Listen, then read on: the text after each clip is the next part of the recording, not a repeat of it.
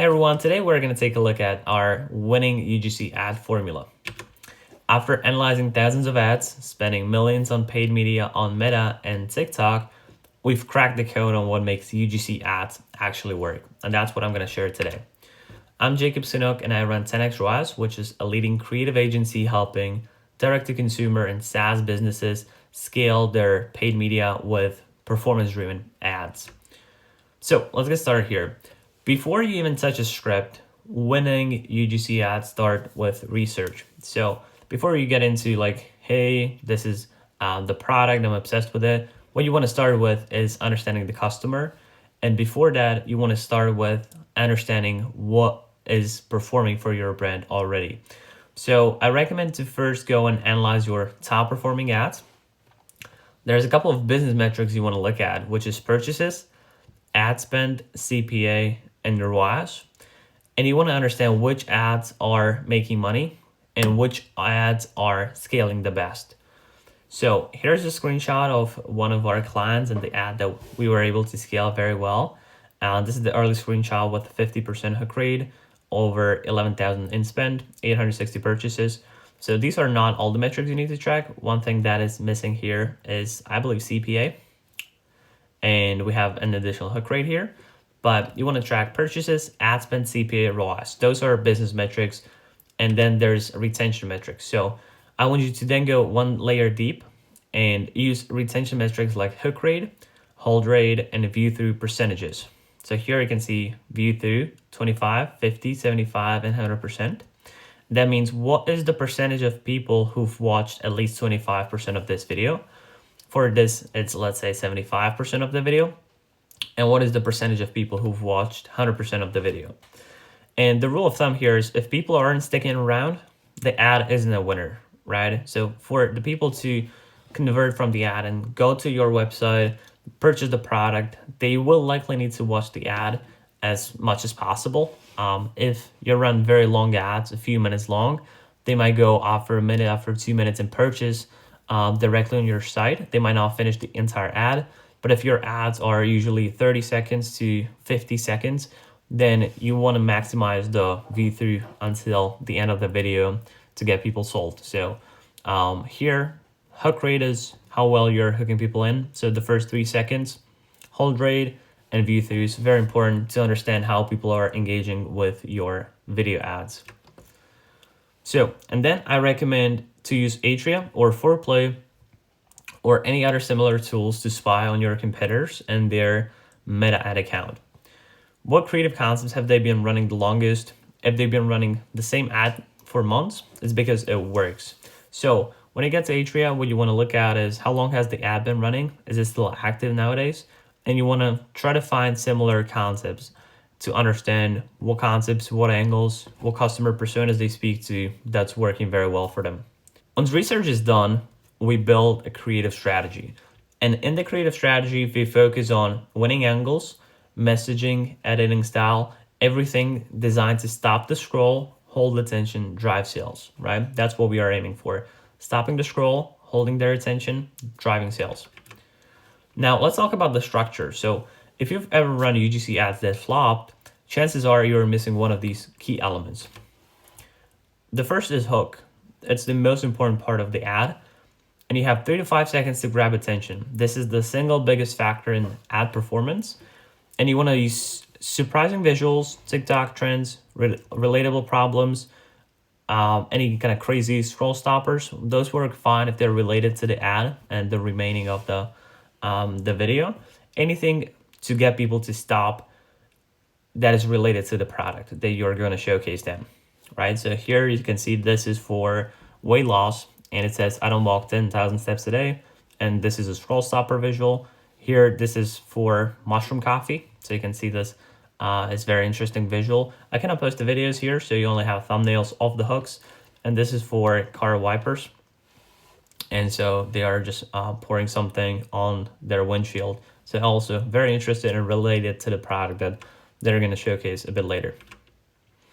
Then we have problem introduction.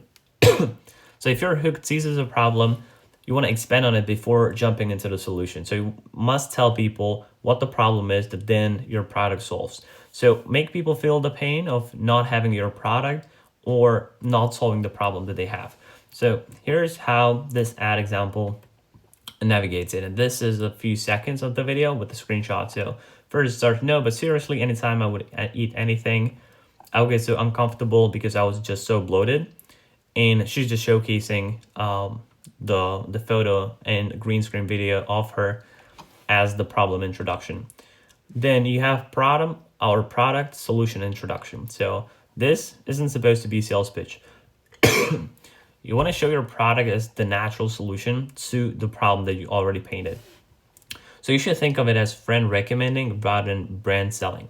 So it's the same video here, and then after she introduced the problem, she goes into product solution introduction. So she says here, so obviously I don't live under a rock, and I've seen everyone and their mothers talk about this product array bloat pills, right? So that's how she introduces the product, which is the solution to the bloating. Then what you want to combine is features, benefits, social proof, and different combinations depending on the product, depending on the audience you are speaking to. And you want to focus on how the product improves life rather than just listing generic features. So authenticity always wins. And here's an example. And here's the social proof where she's communicating the benefits, but also having the social proof proving that this actually works. And then the last call to action, you want to make it simple and compelling. Depending on your brand voice, it can be either direct or subtle. So here, this is the wipers, and the call to action is grab some new wipers or wiper blades today from Wiper Tech, right? And that's a few seconds call to action, very subtle, but also very direct. It's not screaming like go buy yours or try now, like not super direct, but it's also showing what the product is and just pushing you to give it a try. What's important to keep in mind is that even the best content means nothing if you are not tracking the performance of your ad. Cost per purchase, or also CPA, cost per action, and ad spend distribution are some of our best metrics that showcase which ads actually drive sales and where your budget is going. So Meta will, in most cases, do this well, and the ads that drive sales, it will put the most ad spend behind it and the most budget.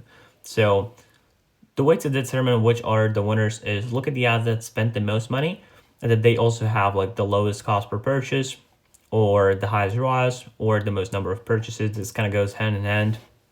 Works in the most cases. Sometimes Meta might push the spend towards the ad that is not converting well. So you have to still pay attention to make sure that doesn't happen to you.